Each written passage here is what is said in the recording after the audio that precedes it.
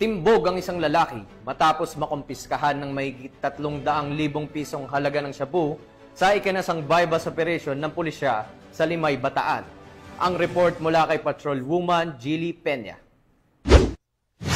Muling nagtala ng tagumpay ang kapulisan sa patuloy na kampanya laban sa ilegal na droga matapos masamsam ang higit 300,000 pesos na halaga ng hinihinalang shabu sa sinagawang bypass operation sa Barangay St. Francis II, Limay, Bataan, dito lamang ika-15 ng Hulyo taong kasalukuyan.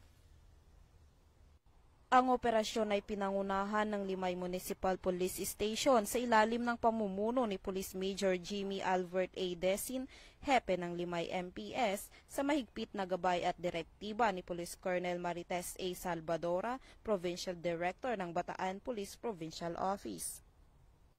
Naaresto sa mismong operasyon ang isang suspect na kinilalang si alias Maki na nahulihan ng nasabing kontrabando na umabot sa timbang na 57 grams at may standard drug price na 387,600 pesos.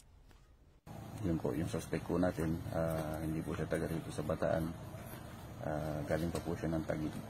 Resident po siya ng Taguig. Doon may mga kamag-anak siya dito sa Limay na dito siya nagbabagsak. Area ng Balanga, and then dito rin sa Limay yung item niya galing ng Taguig. Siya ay agad na dinala sa istasyon ng pulisya para sa kaukulang dokumentasyon at disposisyon.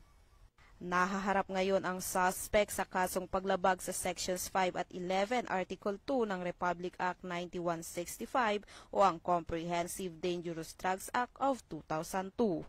Ayon sa Bataan PNP, ang matagumpay na operasyon ay bahagi ng mas pinaigting na kampanya ng Philippine National Police laban sa paglaganap ng ilegal na droga sa lalawigan upang mapanatili ang kaayusan, kapayapaan at kaligtasan ng mga pamayanan sa Limay at Karatig Bayan.